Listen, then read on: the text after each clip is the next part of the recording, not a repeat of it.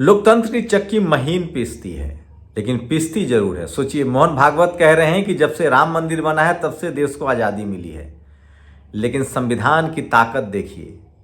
और मनुवाद और जातिवाद का खात्मा हो चुका है। जो बचा खुचा जो दिमाग में है वो भी होगा जिस दिन बहुजन समाज जागरूक हो जाएगा।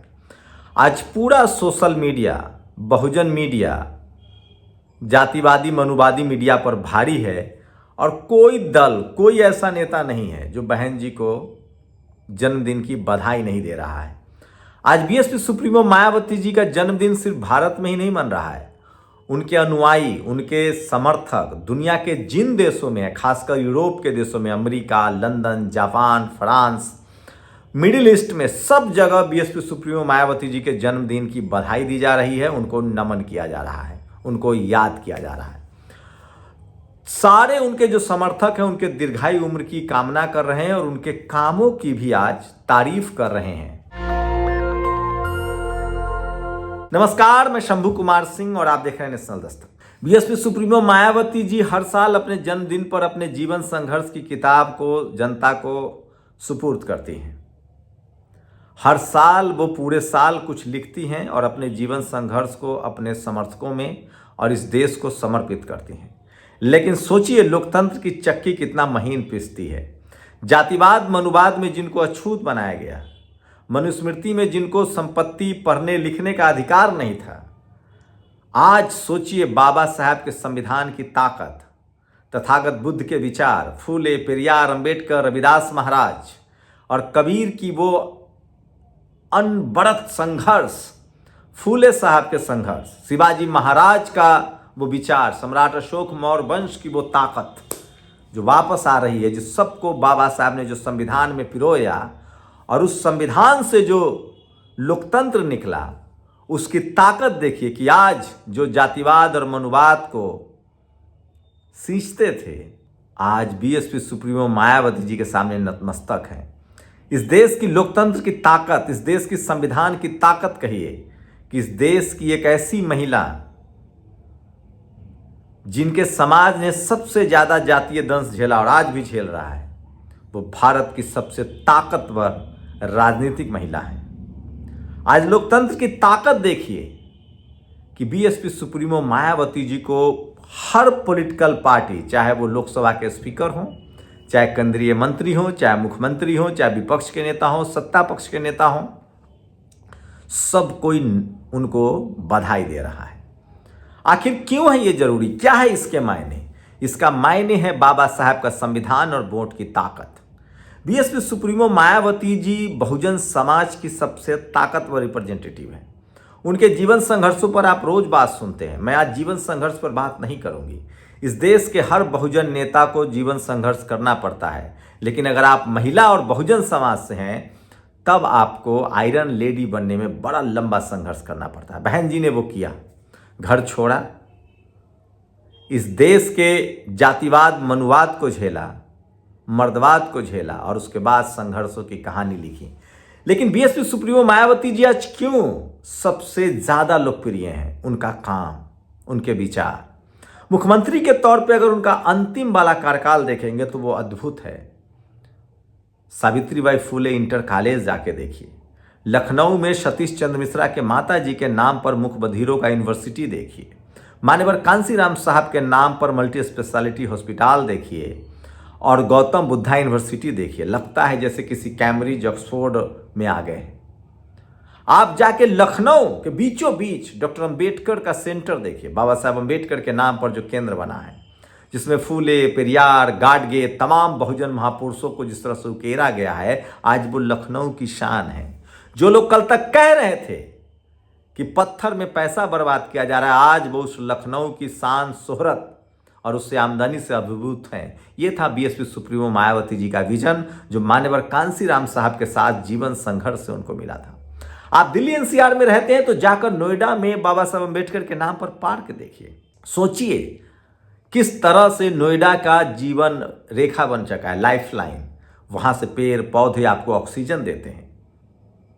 उसमें भी तमाम बहुजन महापुरुषों की वो आदमकद मूर्तियां हैं जो इस देश के में मानवतावादी, स्वतंत्रता आंदोलन और यहाँ तक कि संविधान के निर्माता बाबा साहब के तस्वीर आदमकद मूर्ति से भरा पड़ा है।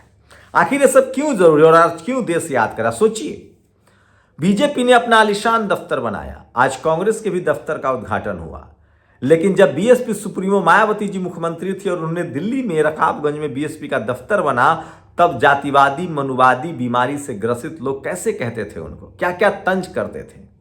लेकिन आज उन्हीं के रास्ते पर बीजेपी है और कांग्रेस है। लेकिन सोचिए, आज भी इस देश के धन्ना सेठ 1 रुपए का चंदा नहीं देते हैं, तमाम बहुजन दल को नहीं देते हैं, बीएसपी को और नहीं देते हैं। उसके बाद भी इस देश में सबसे बड़ी राष्ट्रीय party BSP supremo Mayawati ji चला रही हैं और पूरी मजबूती से देश का हर चुनाव वो लड़ती हैं। वो दिन दूर नहीं जब इस देश के SC ST OBC किसान अल्पसंख्यक लोगों को लगेगा कि जब तक सत्ता की चाबी उनके पास नहीं आएगी, तब तक उनके किस्मत के दरवाजे नहीं खुलेंगे, तब तक बीएसपी हो सकता है चुनाव हारती रहे। लेकिन बीजेपी जो बीएसपी का मुद्दा है, आज वो हर पार्टी का मुद्दा है।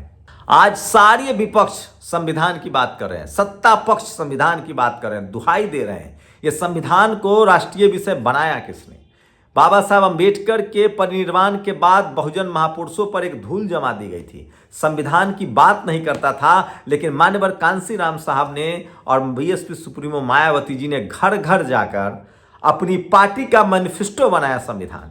आज भी बीएसपी चुनाव से पहले प्रलोभन नहीं देती है, कोई झूठा वादा नहीं करती है। भारत का संविधान ही बीएसपी का मैनिफेस्टो है और उनका कहना है कि हम पूरी तरह से संविधान लागू करेंगे तो सबको नौकरियां मिलेंगी। सोचिए, आज सरकारी नौकरियों का निजीकरण हो रहा है, लेकिन धार्मिक आयोजन का सरकारीकरण हो रहा है। सोचिए, आज स्कूल अस्पताल के लिए बसें नहीं हैं, लेकिन धार्मिक आयोजन के लिए। ये भारत का संविधान अगर लागू हो जाए तो भारत का संविधान पढ़ाई लिखाई, स्कूल अस्पताल, दवाई और तब आपके धार्मिक अधिकारों की भी रक्षा करता है। और ये काम बीएसपी सुप्रीमो मायावती जी और बीएसपी ने किया, मान्यवर साहब ने किया, और उसका नतीजा है कि आज पूरा का पूरा विपक्ष भारतीय संविधान की बात करता है। मोहन भागवत ने जो बयान दिया, उसको कहा कि राम मंदिर के बाद ही भारत को आज़ादी मिली, इसको भी संविधान के दायरे में घेरा जा रहा है कि क्या भारत का संविधान 1950 में जो लागू हुआ वो आज़ादी का प्रतीक नहीं है? तो आज ठीक कहा बीएसपी सुप्रीमो मायावती जी ने कि मेरा जीवन संघर्ष और मेरी विचार और मेरे काम को आज सारी पार्टियां अपना रही। लेकिन सोचिए, इस देश की जातिवादी मनुवादी मीडिया ने कैसे बीएसपी सुप्रीमो मायावती जी को बदनाम किया, कैसे इस देश के बहुजन नेताओं को भी बदनाम करता है। लेकिन बीएसपी सुप्रीमो मायावती जी को ज्यादा बदनाम किया गया क्योंकि वो बहुजन महापुरुषों की आदमकद मूर्तियां लगा रही थी, भारत के स्वर्णिम इतिहास को उकेर रही थी। चाहे वो चंद्रगुप्त मौर्य का इतिहास हो, चाहे सम्राट अशोक का इतिहास हो, इन सब को उन्होंने फिर से सम्राट अशोक की तरह शिलालेख पर उकेरा, मूर्तियों में उकेरा, जो भारत का गौरव है, जो भारतीय का राष्ट्रीय महत्व का प्रतीक बन गया है। इसलिए आज पूरा देश बीएसपी सुप्रीमो मायावती जी को बधाई दे रहा है। मैं फिर कह रहा हूं, आज भी भारत की राजनीति में सबसे बड़ी जनाधार वाली पार्टी बीएसपी पार्टी है। आज भी भारत की राजनीति में बिना पैसे के, जनता के मदद से, अपने समर्थकों के मदद से चलने वाली पार्टी बीएसपी है। आज भी भारत की सबसे ताकतवर महिला है।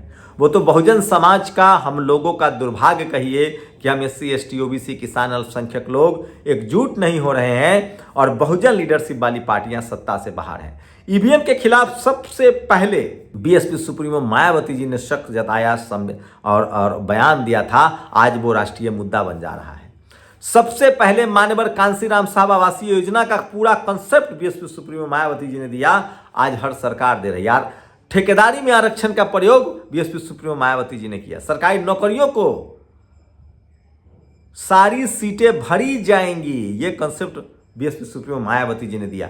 इस देश को नेशनल हाईवे, जो नेशनल हाईवे तो बनता था, लेकिन आज जो देख रहे हैं ना, लखनऊ से आगरा, ग्रेटर नोएडा से आगरा एक्सप्रेसवे का, जो आम जनों में जो एक्सप्रेसवे का जो कंसेप्ट आया, वो बीएसपी सुप्रीमो मायावती ने दिया। तो स्कूल, अस्पताल, यूनिवर्सिटी, एक कार्यकाल में उन्होंने जो बड़ी लकीरें खींची, वो दिल्ली को NCR में जिस तरह से ग्रेटर नोएडा का जिस तरह से विकास हुआ, ये सब बीएसपी सुप्रीमो मायावती जी का विजन था। कहा जाता है कि सम्राट अशोक के बाद सबसे ज्यादा अगर इमारत उन्होंने तामील करवाई, बनवाया, तो वो बीएसपी सुप्रीमो मायावती जी हैं। लखनऊ की हर चौराहा, लखनऊ का हर चौराहा, हर दर दीवार बीएसपी सुप्रीमो मायावती के कार्यकाल की याद दिलाता है। मैं इसलिए कह रहा हूं, बहुजन समाज के वही राजनेता ज्यादा सफल होंगे जो बहुजन आंदोलन से, वाम सेफ से, बहुजन महापुरुषों से पढ़ लिख कर आएंगे। मैं फिर कह रहा हूं, धीरे धीरे ही सही, मैं बार बार कह रहा हूं, आज बहुजन समाज जागरूक है। आज उनको टीवी, अखबार के और इसीलिए सोशल मीडिया पर पूरा देश बीएसपी सुप्रीमो मायावती जी की जन्मदिन की बधाई दे रहा है। और पूरी दुनिया में जो उनके अनुयायी हैं, उनके समर्थक हैं, वो उनको जन्मदिन की बधाई दे रहे हैं। मैं फिर कह रहा हूं, बीएसपी का जो सबसे बड़ा माइलस्टोन है कि उनका मैनिफेस्टो ही संविधान है। आज हर लोग संविधान की बात कर रहे हैं, इसका श्रेय आपको बीएसपी मान्यवर साहब और बीएसपी सुप्रीमो मायावती को देना पड़ेगा। नेशनल दस्तक की पूरी टीम की तरफ से उनको जन्मदिन की बधाई। और मैं फिर कह रहा हूं, बाबा साहेब के संविधान के सपनों का भारत बनाने में बीएसपी सुप्रीमो मायावती जी सक्षम है। और अगर इस देश को एक दलित प्रधानमंत्री के रूप में बीएसपी सुप्रीमो मायावती जी मिलती हैं तो वो सपना जरूर पूरा होगा। इसलिए ये देश इंतजार कर रहा है कि एक दिन बीएसपी सुप्रीमो मायावती जी प्रधानमंत्री बने और ये भारत का संविधान पूरी तरह से लागू हो और भारत में सबको स्कूल, अस्पताल, दवाई और सम्मान और न्याय मिले। अपनी राय जरूर दीजिएगा। शुक्रिया। नेशनल दस्तक की आपसे गुजारिश है कि अगर इसको बचाना चाहते हैं तो नेशनल दस्तक को सब्सक्राइब करने के लिए रेड कलर के सब्सक्राइब बटन को दबाएं, फिर बेल आइकन की घंटी दबाएं। नेशनल दस्तक को बचाने के लिए बहुत जरूरी है कि हर खबर को शेयर करें, लाइक करें, कमेंट जरूर करें।